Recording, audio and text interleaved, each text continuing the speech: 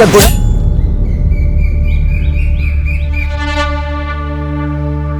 2 साल होने को आ रहे सरकार, पर अभी तक आपके होने वाले जमाई ने एक थाल न भरी। रीत तो रीत होवे से सरकार, आप या हम, हमारी बिरादरी में सबने निभाई से। बिल्कुल खरी बात करी तुमने दिलावर। तारे छोरे और हमारे छोरी की सगाई इसी शर्त पे हुई थी कि उसके साथ थाल भर के पूरे बिरादरी के सामने असली मर्द बन के दिखावेगा, लेकिन उससे एक भी थाल तो भरी ना गई अब तक। मैं क्या करूं सरकार? करना तन्ने नहीं, तारे छोरे ने 2 दिन के बीत के थाल भर के दिखावे, वरना तन्ने पता है कि क्या होएगा उसके साथ।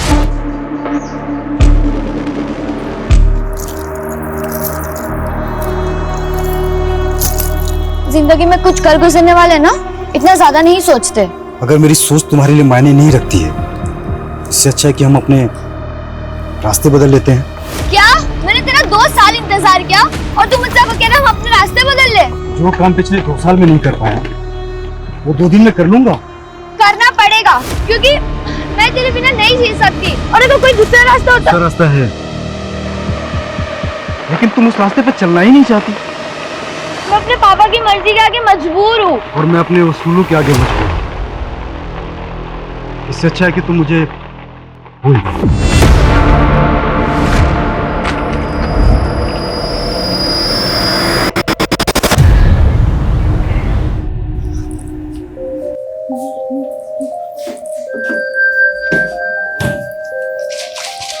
दीदी, सिर्फ 15 दिन रह गए आपकी शादी को, और मम्मी पापा को तो देखो, इन्हें लगता है कि शादी के बाद आपका नया जन्म होने वाला है। और तुझे क्या लगता है? मुझे डर लग रहा है। मैं तो मम्मी पापा के आइडल डॉटर नहीं बन पाई, और आपकी किस्मत पता नहीं आपके साथ क्या खेल खेलने वाली है। चिंता मत कर, सब अच्छा होगा। और तुझे भी कुछ नहीं होने दूंगी मैं, ठीक है? जग गई तू? हाँ मम्मी, साइकिलिंग के लिए जा रही हूँ। अच्छा सुन ना, हाँ, घर जरा जल्दी आ जाना, 11 बजे तक हमें जयपुर निकलना है। और तुझे पता है तेरी शादी का लहंगा रेडी हो चुका है, और बाकी की जो शादी की शॉपिंग बची है ना, आज जयपुर में कर लेंगे। ठीक है, पर आप एक काम करो, आप मेघा को ले जाओ। हम दोनों की चॉइस सेम है। मुझे नहीं जाना मम्मी, प्लीज। हाँ मेघा? हाँ दीदी। हाँ तो ठीक है ना भाई, तुम और मेघा जयपुर चले जाओ। आज मैं और वर्षा शांति से चेस का मैच खेलेंगे, ठीक है ना? चलो मैं चलती हूँ। ये क्या कर रहा है तू?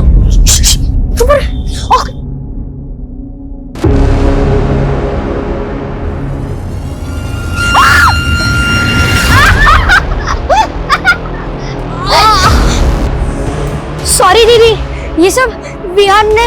वर्षा, अरे ऐसे कैसे गिर गई?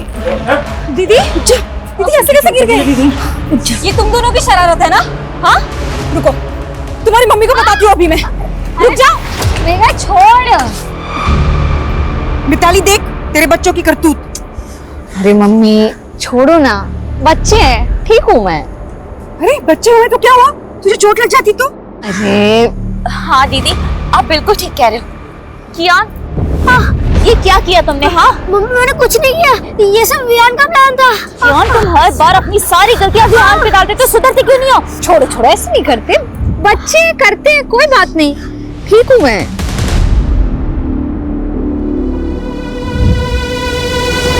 अरे चैंपियन, क्या हुआ?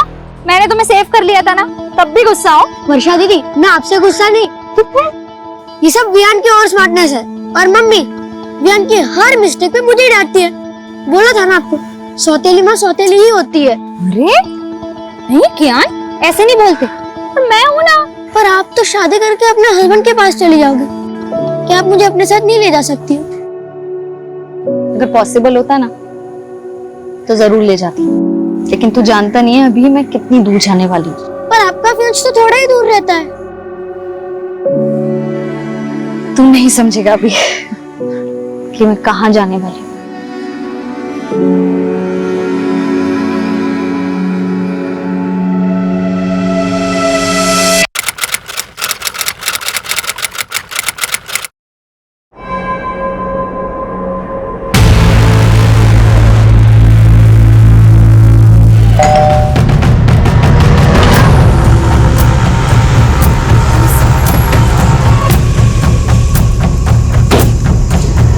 जी मैडम। आप ही ने कॉल किया था? जी मैडम, हम लोग जगदीश भाई साहब के पड़ोसी हैं और इनकी मेट सुबह जब काम पे आई तो इसी ने सबसे पहले सब कुछ देखा।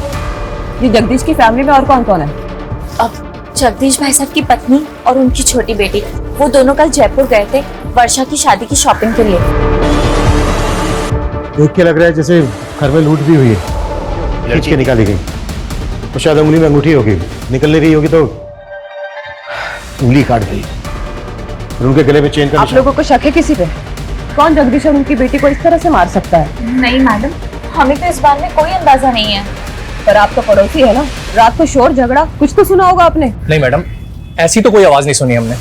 सर फोर्स्ड एंट्री के तो कोई साइन नहीं दिख रहे, लग नहीं रहा है कि कोई जबरदस्ती घर में घुसा। कहीं ऐसा तो नहीं है कि एंगल पर्सनल है और इसे लूट की शक्ल देने की कोशिश की गई है? एक काम करो, घर अच्छे से स्कैन करवाओ और फोरेंसिक बुलवाओ। साहब सर जगदीश की पत्नी और छोटी बेटी कल रात जयपुर में थे, रास्ते में पहुंचते होंगे। ठीक है। सर ये देखिए,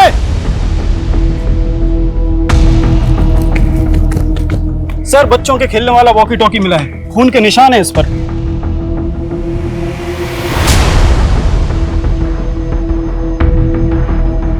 घर में कोई बच्चा भी है? नहीं सर, ऐसा तो कुछ पता नहीं चला।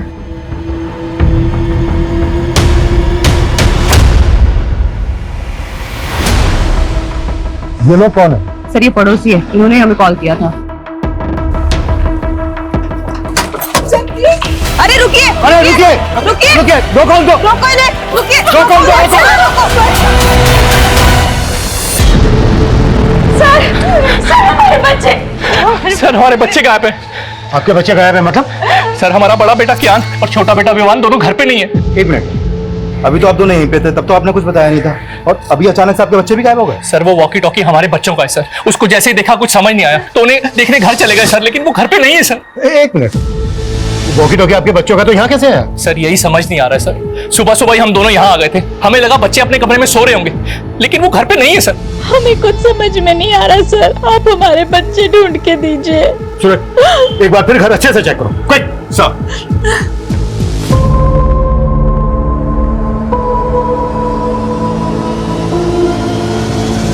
सर पूरा घर चेक कर लिया, बच्चे कहीं नहीं मिले।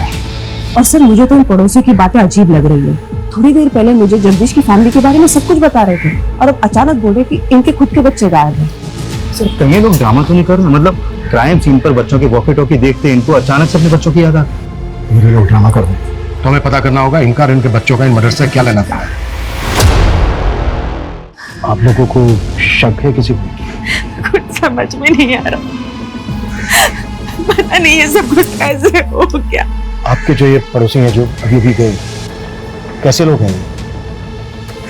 आपको इन पर कोई शक वगैरह? ये लोग, आप ऐसा क्यों पूछ रहे हैं? ये इत्तेफाक हमें काफी अजीब लग रहा है कि आपके पति और आपकी बेटी का मर्डर हुआ और उनके साथ ही इनके दोनों बच्चे गायब भी हो गए। उन दोनों बच्चों का आपके घर आना जाना था क्या? हाँ, वर्षा दीदी को वो काफी पसंद थे। आपकी वर्षा और जगदीश के साथ आखिरी बार बात कब हुई? रात को 9, साढ़े 9 बजे उनसे बात हुई थी, तब तो सब कुछ ठीक था। पता नहीं रात में क्या हो गया।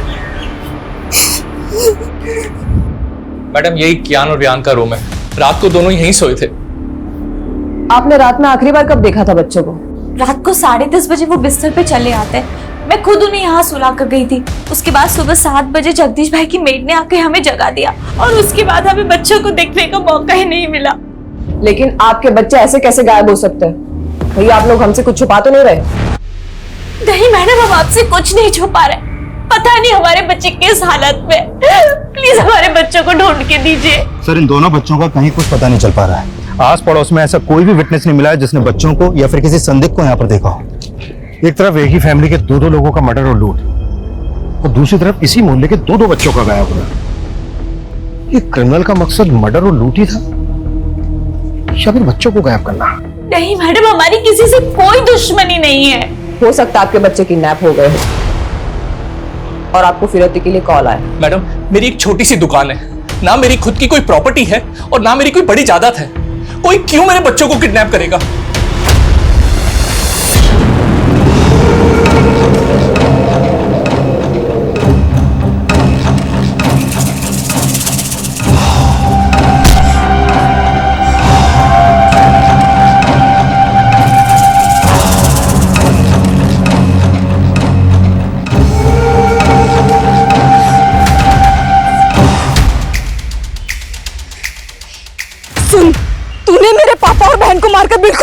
किया है, बहुत सह लिया मैंने तुझे, बहुत। अब तू देख, तुझे छोड़ूंगी नहीं मैं। तूने मेरे पापा और बहन को मारकर बिल्कुल भी अच्छा नहीं किया है, बहुत सह लिया मैंने तुझे, बहुत। तुझे छोड़ूंगी नहीं मैं।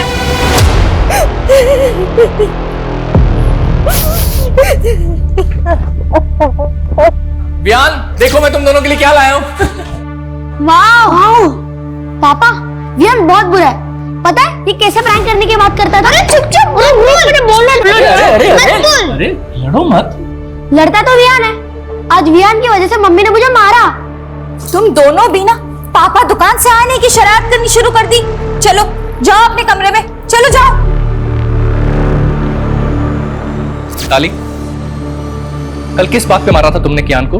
तुम जानते हो अभिषेक कि दोनों बच्चे कितने शरारती है, ऐसी कोई बड़ी बात नहीं थी। लेकिन एक बच्चे के लिए हर छोटी बात बड़ी होती है, और कियान और रियान में तुम हमेशा से फर्क करती आई हो। बस करो अभिषेक, मेरे बच्चे गायब है, उनके बारे में पता करने के बजाय तुम मुझसे ऐसे फालतू सवाल किए जा रहे हो। मेरा दिल जानता है कि मैंने कियान को अपने सगा बेटा माना है हमेशा। सर मैंने कियान और वियान के पेरेंट्स के फोन सर्विलेंस पे डाल तो दिए, लेकिन सर लग नहीं रहा ये किडनैपिंग का मामला है। और दोनों फैमिली किसी पे शक भी नहीं जता रही है। सर एक बात है, ये कियान और वियान सगे भाई नहीं थे। बड़ा बेटा कियान अभिषेक की पहली बीवी से था और अभिषेक ने मिताली से दूसरी शादी की है। हाँ, लेकिन इस सब का इन केसेस से क्या लेना देना? सर ये अभिषेक बहुत मामूली सी दुकान चलाता है और उसने वो भी गिरवी रखी है। वही वर्षा की फैमिली बहुत रिच है और वर्षा की शादी की वजह से उनके घर में गहने, पैसे, जेवर काफी थे और ये बात अभिषेक की फैमिली को अच्छे से पता थी। तो तुम्हारे कहने का मतलब यह है कि अभिषेक और मिताली ने लूट के इरादे से इतना बड़ा कांड किया और उन पे किसी को शक ना हो इस वजह से अपने बच्चों के गायब होने की कहानी बना रहे हैं? सर इस एंगल में इन्वेस्टिगेशन करके देखना तो चाहिए। सर, जब हम घर सर्च कर रहे थे तो वर्षा के मेडिकल पेपर्स मिले, काफी सरप्राइजिंग है। वर्षा को लीवर कैंसर था। वर्षा को लीवर कैंसर था? हाँ सर, और ये बात मैंने उसके डॉक्टर से भी कंफर्म की। सर ऐसे केसेस में मरीज का बचना थोड़ा मुश्किल होता है। हाँ, वर्षा को कैंसर था। हम पूरी कोशिश करके उसे बचाना चाहते थे। हमें क्या मालूम था किस्मत उसे इतनी बुरी मौत देगी। ये वर्षा को कैंसर होने वाली बात आप लोगों को कब पता चली? वर्षा के रिश्ते से पहले या रिश्ते के बाद? डॉक्टर को जरूर कोई गलतफहमी हुई है। वर्षा की उम्र ही क्या है, उसको कैंसर कैसे हो सकता है? यही सच है उदिता, डॉक्टर की बातें सुन के तो मैं खुद डर गया हूं।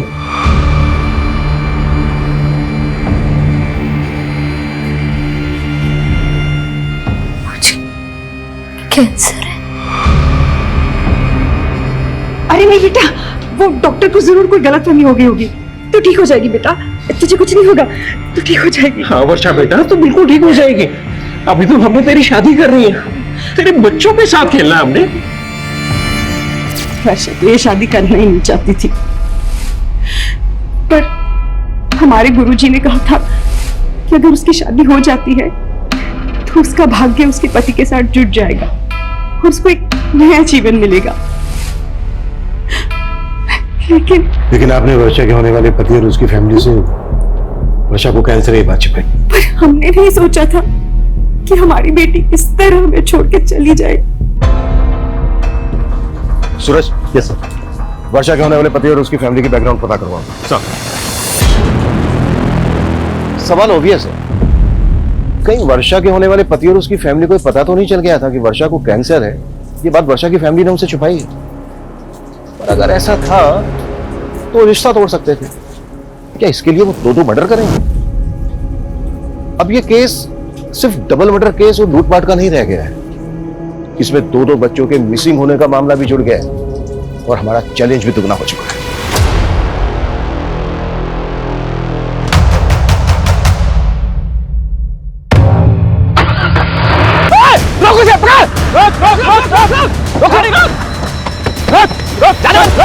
निकल बाहर।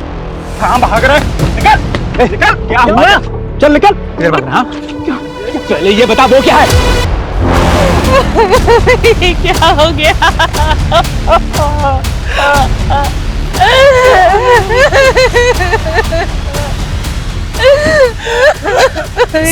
ये देखिए,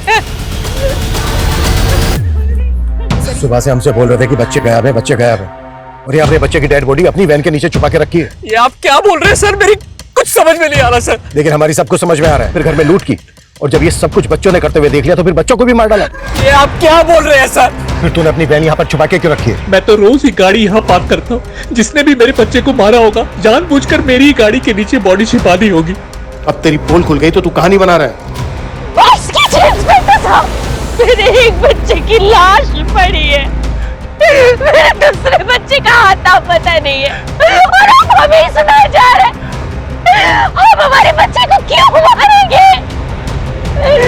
क्यों मारेंगे?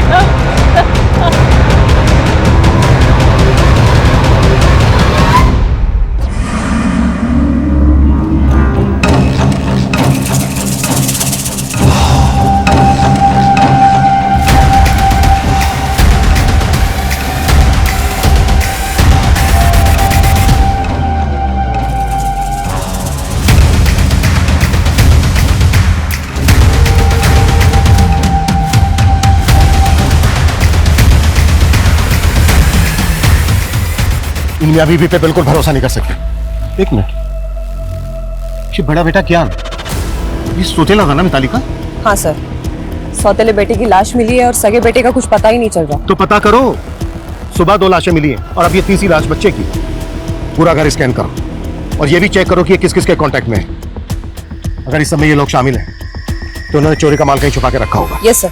सर, अभी अभी थाने से यादव का कॉल आया था। वर्षा का फोन अभी भी एक्टिव है, और जब यादव ने वर्षा के नंबर पे कॉल किया तो उसका फोन उसकी छोटी बहन ने उठाया। मतलब वर्षा का फोन मेघा के पास है। What?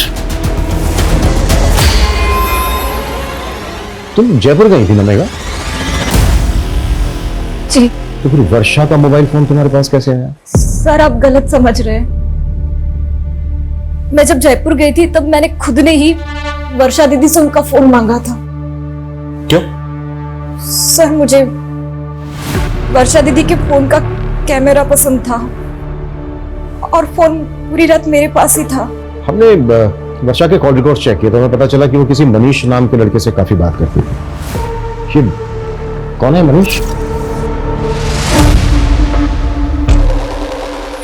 वो सर दीदी का फ्रेंड था। तो वर्षा की शादी तो सुमित से होने वाली थी, तो ये मनीष वर्षा का नॉर्मल फ्रेंड था या? देखो कुछ भी छिपाना मत हमसे। दीदी दीदी ये क्या सुन रही हूँ मैं? आपको लड़की वाले देखने आ रहे हैं? मम्मी पापा को मना नहीं कर पाई। मना नहीं कर पाई मतलब? आप तो मनीष को प्यार करती है ना? हाँ, तुमने मम्मी पापा को बताया कि तुम मनीष के साथ शादी करना चाहती हो? बताया ना? बोलो ना। देखा, मैं ना मनीष से शादी करना चाहती हूँ ना किसी और से, पर मैं क्या करूँ? मम्मी पापा का दिल नहीं दुखाना चाहती जाने से पहले। जाने से पहले मतलब? मुझे तो यकीन ही नहीं हुआ कि दीदी को कैंसर है। सर, दीदी मनीष को झूठी होप्स नहीं देना चाहती थी, इसलिए दीदी ने मनीष के साथ ब्रेकअप कर लिया। मनीष को पता था कि वर्षा को कैंसर था? नहीं, और दीदी ने मुझसे प्रॉमिस लिया था कि मैं मनीष को कुछ भी ना बताऊं। तो फिर वर्षा मनीष के साथ इतनी बातें क्यों करती थी?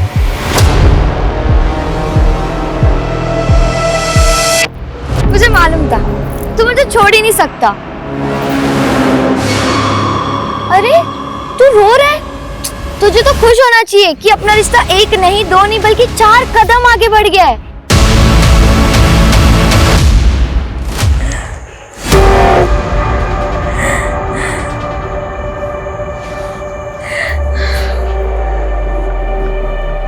अभिषेक जी, आपका फोन दिखाइए। फोन में आपको क्या देखना है मैडम? आपका फोन दीजिए प्लीज। ये लीजिए। मेरी तो समझ में नहीं आ रहा मैडम कि मेरे छोटे बच्चे को ढूंढने की बजाय आप लोग मेरे घर में और मेरे फोन में क्या ढूंढ रहे हैं? ये लीजिए, और हमें बिना बताए कहीं जाएगा मत।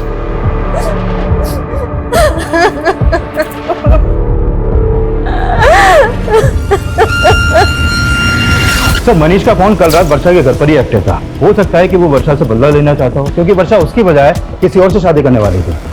बुलाओ इस मनीष को। और अब मेरी वर्षा की मदद से बात हुई। उनका कहना है कि पहले उनके साथ जयपुर वर्षा जाने वाली थी, लेकिन बाद में मेघा उनके साथ गई। मतलब अगर वर्षा जयपुर जाती तो उसके फादर के साथ वर्षा का नहीं? मेघा का मर्डर था? पॉसिबल है, और सबसे अटपटा यह है कि मेघा जयपुर वर्षा का फोन लेकर क्यों गई? सूरज, कहीं कुछ ऐसा तो नहीं है कि इसके पीछे कोई ऐसी कहानी है जिसे अभी तक हम समझ नहीं पा रहे हैं?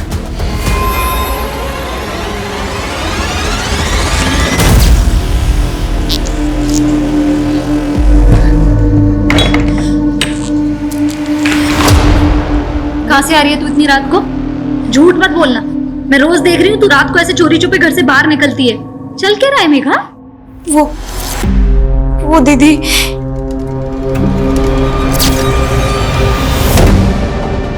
मुझे माफ करना दीदी, मेरी वजह से आप और पापा। जितना टाइम लेगा ना सच कबूल करने में, उतनी ज्यादा दिक्कत होगी तुझे। सर मैं वर्षा से प्यार करता था सर, उसे मारने के बारे में सोच भी नहीं सकता। झूठ मत बोल। रात के 1 बजे तक तेरा मोबाइल फोन वहीं पर एक्टिव था। एक लड़की तुझे रात को अपने घर बुलाएगी, वो भी तब जब उसके फादर घर पे है। 15 दिन बाद उसकी शादी होने वाली है। पता है तुझे ना क्यों कहा था उसने? नहीं सर। क्योंकि कैंसर था उसको।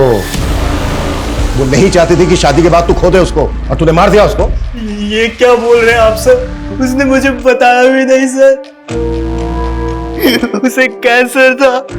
अब अगर तुझे पछतावा हो रहा है तो सच कबूल कर ले कि तूने ही मारा है उसको, जबकि उसने तेरा कभी बुरा नहीं चाहा। सर मैंने भी वर्षा का कभी बुरा नहीं चाहा सर।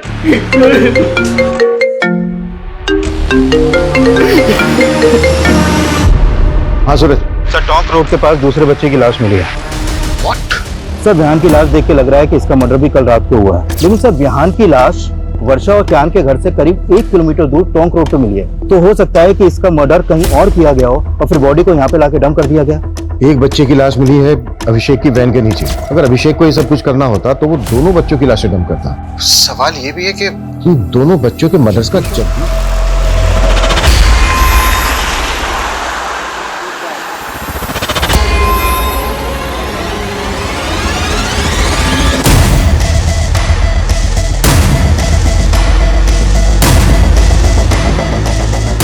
आओ आरती।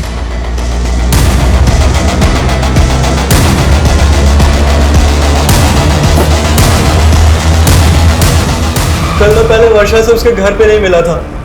वर्षा के फादर के सो जाने के बाद वो घर से निकली थी, और फिर कल रात हम 11 बजे हाईवे के पास मिले थे। हाईवे के पास? जी सर। क्या?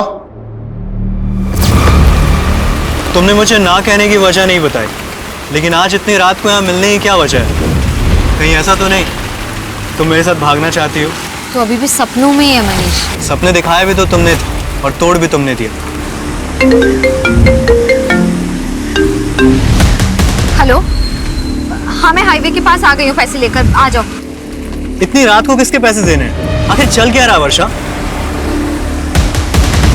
एक लड़का मेघा को ब्लैकमेल कर रहा है। क्या? पिछले 3 महीने से मेघा उसके चंगुल में फंसी हुई है।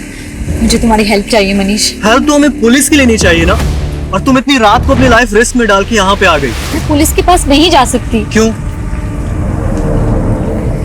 उस लड़के के पास मेघा के कुछ कॉम्प्रोमाइजिंग वीडियोस हैं। वो जब यहाँ आएगा ना तो हमें उससे ना फाइनल बात करनी है, सब कुछ सेटल करना होगा, ताकि वो बार बार मेघा को परेशान ना करे और उसके वीडियोस हमेशा के लिए डिलीट कर दे। Please Manish, please. फिर थोड़ी देर बाद वहाँ एक गाड़ी आकर रुकी। शायद से वो लड़का उसी में था, लेकिन वर्षा को मेरे साथ देखकर वो वहां से चला गया। ये लड़का कौन है जो मेघा को ब्लैकमेल कर रहा है? मेघा का कोई दोस्त है सर। मेघा ने उसके बारे में मुझे नहीं बताया। तो मेघा को ये पता है कि तू कल रात को मिला था वर्षा से? हाँ सर, लेकिन हाईवे के पास से मैंने वर्षा को उसके घर पे ड्रॉप कर दिया था। उसके बाद वर्षा और उसके फादर को किसने मारा मुझे कुछ नहीं पता सर। मर्डर सिर्फ वर्षा और उसके फादर का ही नहीं हुआ है, बल्कि वर्षा के पड़ोस के 2 बच्चों का भी मर्डर हुआ है। बच्चे? एक मिनट सर, जब मैंने वर्षा को ड्रॉप किया था तब मैंने कुछ देखा था।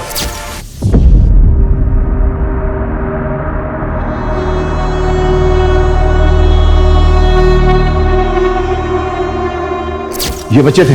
हाँ सर, यही दोनों बच्चे थे। क्या कर रहे थे वहां पर? नहीं मालूम सर। मैं आपको सच बताने की हिम्मत नहीं कर पाई, पर मुझे सुबह से ही लग रहा था कि उसी ने दीदी और पापा को मारा होगा। कौन है वो लड़का? देवांश। कौन देवांश? सर मैं उसे एक पार्टी में मिली थी, वहां मेरी उससे दोस्ती हुई थी और एक दिन उसने मेरी ड्रिंक में कुछ नशे की दवा मिला दी और सर मेरा रेप कर दिया। और सर उसने मेरा वीडियो बना लिया। मैंने तुझ पे भरोसा किया और तूने मेरा रेप किया। और ये वीडियो डिलीट कर ये वीडियो। डिलीट हो जाएगा, डिलीट तो हो जाएगा, पर पैसे लगेंगे वरना वायरल हो सके। सर मैं पिछले 3 महीनों से उधार मांग कर उसको बहुत पैसे दे चुकी हूँ और एक दिन वर्षा दीदी को ये सब बातों का पता चल गया। पहले क्यों नहीं बताया मेघा? रो मत। हाँ? दीदी मैं बहुत डर गई थी। चिंता मत कर, मैं जानती हूँ अच्छे से ऐसे लड़कों को कैसे हैंडल करना है ना, मैं देखती हूँ। रो मत। और सर कल रात को भी उसने मुझसे पैसे मांगे थे और दीदी ने मुझे जयपुर भेज दिया और बोला कि वो सब कुछ यहाँ हैंडल कर लेंगी। मुझे बिल्कुल भी नहीं मालूम था सर कि दीदी और पापा के साथ ही ये सब हो जाएगा। ठीक है, संभालो अपने आप को और इसका हमें मोबाइल नंबर, एड्रेस, पूरी डिटेल्स दो। सर मैं उसको पार्टी में मिली थी, मेरे पास बस उसका फोन नंबर है।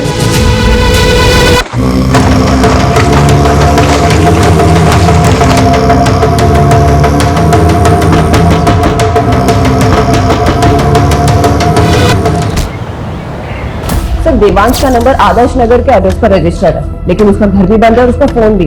हमने उसका लुकआउट नोटिस जारी करवा दिया है। गुड। सर गौतम नगर में और एक फैमिली का मर्डर हुआ। व्हाट? हो क्या रहा है?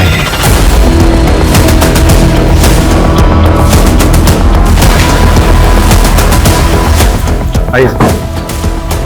सर यहाँ पड़ोसी ने बताया कि इनके ज्यादातर रिश्तेदार आउट ऑफ कंट्री हैं और ये गुलशन भी किसी गल्फ कंट्री में काम करता था। अभी कुछ दिन पहले ये यहाँ आया था। मॉडस ऑफ ऑपरेंडी बिल्कुल एक जैसी है। जिस तरह से वर्षा और उसके फादर को मारा गया, उनके घर में लूट की गई। लगातार 2 रातों में 2 क्राइम्स, वो भी एक ही तरह से। रिया, यस सर। पता करो वर्षा और उसकी फैमिली का इस फैमिली के साथ कोई कनेक्शन है क्या? क्विक। Yes sir.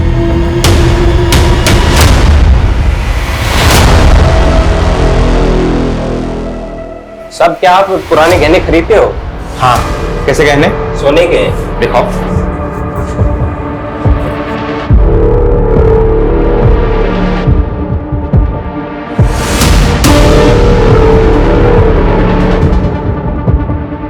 बिल है तुम्हारे पास? अरे नहीं साहब, पुश्तैनी गहने हैं।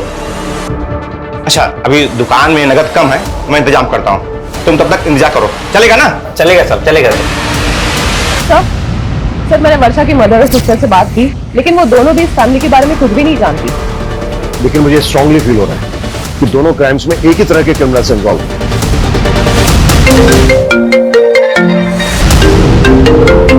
हाँ बोलो। सर गणेशपुरा में एक आदमी एक ज्वेलरी शॉप पे कुछ गहने बेचने आया था। दुकानदार को उस पर शक हुआ तो उसने हमें फोन किया था। हमने उस आदमी को अरेस्ट किया है। गुड।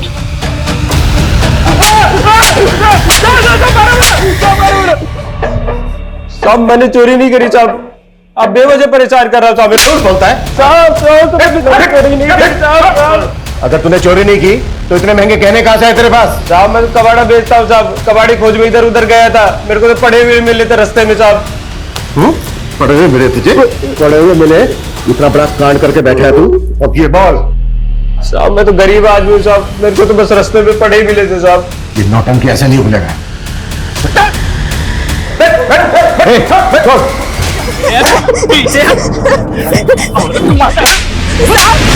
साहब ये मुझे रोज मारता पीटता है साहब, इसे जेल में डाल दो। जेल में?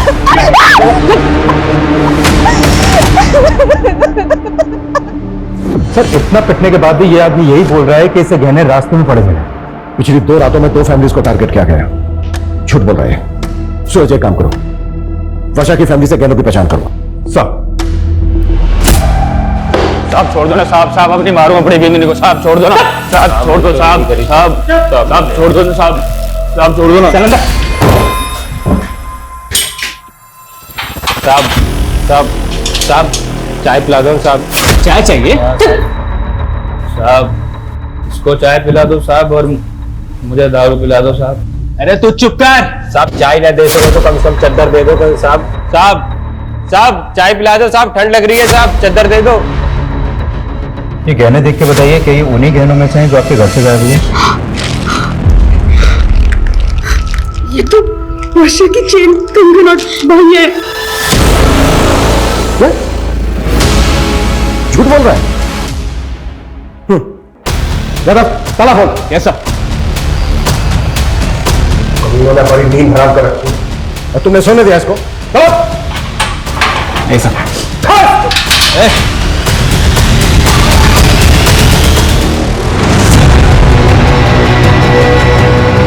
कैसे हुआ ये? क्या खिलाया इसको? मुंह से झाग निकल रहा है इसके, जहर कहां से है इसके पास? सर जहर के बारे में मुझे नहीं पता, बल्कि सर ये चाय मांग रहा था, हमने चाय भी नहीं दिया। सर ये बोल रहा था कि इसे ठंड लग रही है। सर ठंड से मचाया जाता, वो भी इस मौसम में? एग्जैक्टली क्या हुआ था? सर मैंने लॉकअप के अंदर एक शराबी को बंद किया था। सर वो शराब पीकर अपनी बीवी को बाजार में मार रहा था। थोड़ी देर पहले उसकी बीवी आई थी यहाँ पर, अभी अपने पति को अंदर करने के लिए बोल रही थी और अब उसे अब छुड़ाने भी आ गई। अभागी हूँ साहब, अब जैसा भी है हमारा मर्द है, कम से कम खाने को तो देता है।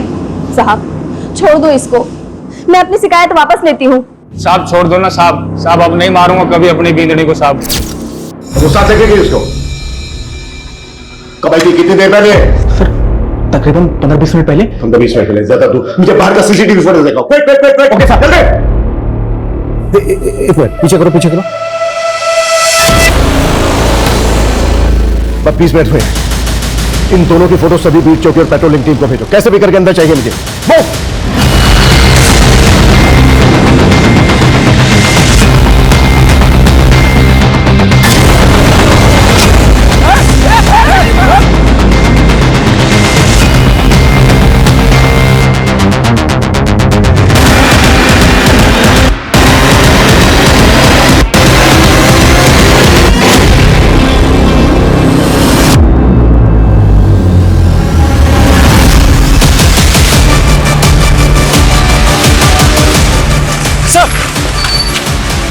सब इस तरफ।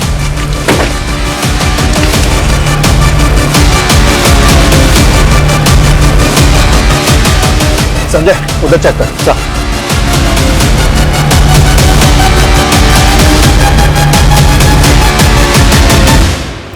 देख अब हम इनसे बच नहीं पाएंगे, तू कबीले पहुंच, मैं इनका ध्यान भटकाता हूँ। आप अपना ध्यान रखना।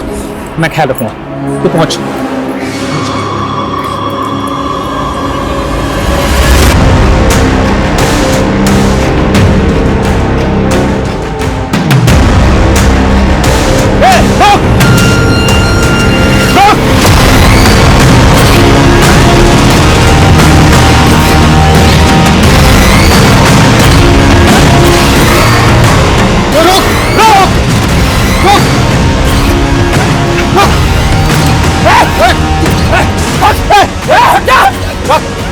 चल गोली मार दूंगा मैं तुझे। चल मार दूंगा मैं। चाकू नीचे रख, चाकू नीचे रख। देख गोली मार दूंगा मैं तुझे।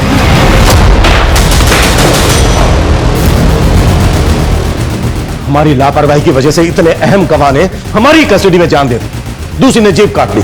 कर क्या रहे थे तुम लोग? सो रहे थे सबके साथ।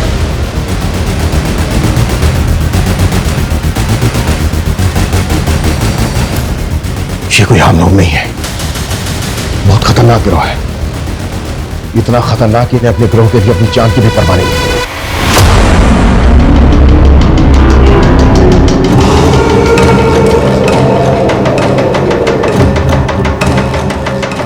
सूरज पता करो फिलहाल अपने एरिया में कौन कौन से गैंग एक्टिव है। सर उस आदमी के साथ जो औरत थी उसे वर्षा की मदर ने आइडेंटिफाई किया। सर वो 1.5 साल पहले उनके घर में एक मेड का काम करती थी। कौन है वो? एड्रेस क्या उसका? सर 1.5 साल पहले वो काम करती थी, इसलिए उन्हें बस उसका नाम याद है, कजरी। लेकिन सर मुझे नहीं लगता उसका नाम कजरी होगा। गुलशन की फैमिली से कोई कनेक्शन उसका? सर अभी तक तो ऐसा कुछ मालूम नहीं चला। ये किसी लूट मार करने वाले गैंग का काम है। इनका एक जैसा है वो। इस गैंग की कोई औरत या आदमी लोगों के घरों में काम करते हैं, उस परिवार की सारी जानकारी इकट्ठा करते हैं और फिर उसे लूट के लिए टारगेट करते हैं। सर एक बात मुझे समझ में नहीं आ रही है, ये कजरी ने 1.5 साल पहले काम करना बंद कर दिया था, फिर अचानक से मतलब सरप्राइजिंग नहीं है कि 1.5 साल बाद इन्होंने वर्षा की फैमिली को टारगेट किया। सूरज इन सवालों का जवाब ढूंढने का टाइम नहीं है फिलहाल हमारे पास। हमें जल्द से जल्द ये पता लगाना होगा कि ये लोग किस गैंग से ताल्लुक रखते हैं। पिछली 2 रातों में इन्होंने 2 फैमिली को टारगेट किया है। हो सकता है आज रात ही किसी तीसरी फैमिली को टारगेट करें। उससे पहले हमें इन्हें रोकना होगा। Clear sir? क्या पता नहीं चला? सर कांस्टेबल यादव का अभी तक कुछ पता नहीं चला।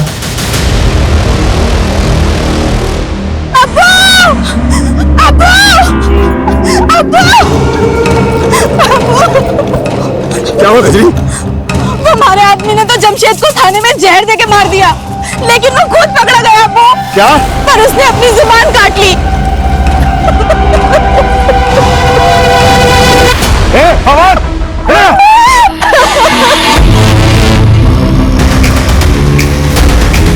सुना तुमने? एक हमारा दामाद हुआ, गिरोह की पोल ना खुले इस वास्ते अपनी जबान काट ली। और एक तू है। पिछले 2 सालों में ऐसी जितनी भी लूट और मर्डर की घटनाएं घटी हैं, उन सब की रिपोर्ट मुझे मेरे टेबल पर चाहिए। चल से चल। सर यादव का कुछ पता चला? नहीं सर, एक टीम गई उस डायरेक्शन में, लेकिन अभी तक कोई अपडेट नहीं आया। उसकी फोन लोकेशन ट्रेस करवाओ, क्विक। Okay sir. सर दोनों विक्टिम को लाठियों से पीटा गया था और दोनों के ही सर के घाव पर लकड़ियों के टुकड़ों के ट्रेसेस मिले और उसके ऊपर मस्टर्ड ऑयल थे। Mustard oil? हाँ सर। मैंने ऐसे गैंग के बारे में सुना है जो बॉडी पर मस्टर्ड ऑयल लगाकर लूट और मर्डर्स की घटनाओं को अंजाम पहुंचाता है। इस गैंग के लोग बॉडी पर मस्टर्ड ऑयल इसलिए लगाते थे ताकि इन्हें कोई पकड़ने की कोशिश करे तो ग्रिप ना करे। पिछले साल भरतपुर में इस गैंग के लोगों ने कई घटनाओं को अंजाम पहुंचाया, लेकिन सर इससे पहले तो अपने एरिया में ऐसी कोई वारदात नहीं हुई। आमतौर पर इस गैंग के लोग शहर के आउटस्कर्ट्स में आकर बस जाते हैं। आई थिंक 7 मारू नाम था इस गैंग का। सूरज, शहर का जितना भी बाहरी एरिया है सब जगह अपनी टीम भेजो, quick. Sir Sanjay. Sir Yadav ji का फोन नेटवर्क में नहीं है। शिवगढ़ के जंगलों के पास उनका फोन लास्ट एक्टिव है। शिवगढ़?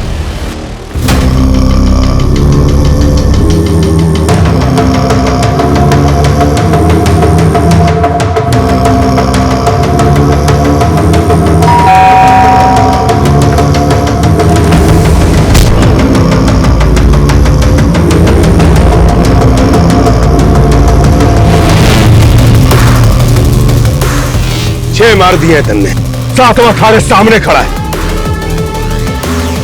चा मार दे इन्हें और बन जा मारा जब आई।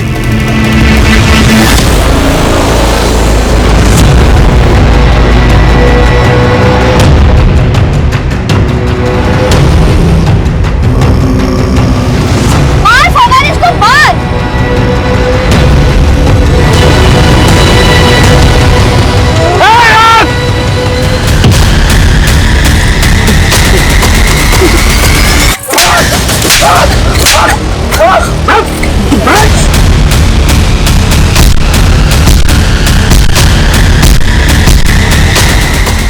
ये कुख्यात गैंग इसने कई दशकों में देश के लगभग सभी राज्यों में लूट और मर्डर्स की वारदातों को अंजाम पहुंचाया है।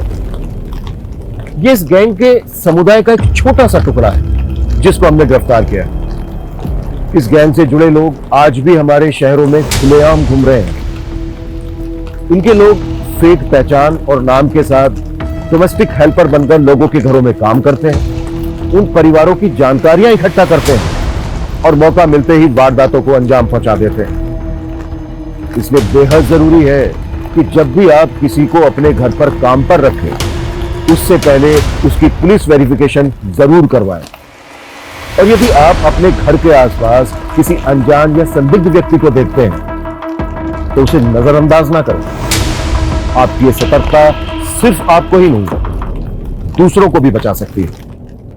जय हिंद। क्राइम पेट्रोल के ऐसे ही मजेदार एपिसोड्स देखने के लिए हमारे चैनल को सब्सक्राइब करें